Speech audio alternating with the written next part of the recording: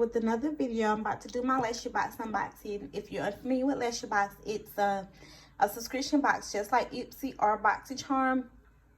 And so, but I get the mini box, so this is LashyBox mini for $9.99 a month. And I think I don't know what day it came in the mail, but you know, your girl been working, so I'm just not getting to unboxing this.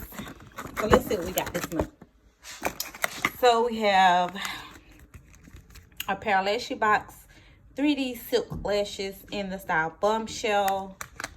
We have a style Ruby May lashes in the style TY. I like the Ruby Mays. I think I've gotten a couple pairs of these. I don't know if it was this style or another style, but I think they're pretty good lashes.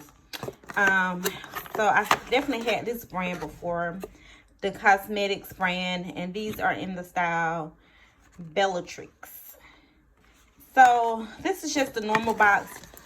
Oh, so they sent us a black little smaller thing of glue, and then we got a Naked Cosmetics Mother Nature, looks like I don't know if this is a pigment or if this is a shadow. Maybe I don't know. It doesn't say if it's a loose pigment or shadow, but I've definitely enjoyed this. You guys make sure you check out my Instagram. Bye.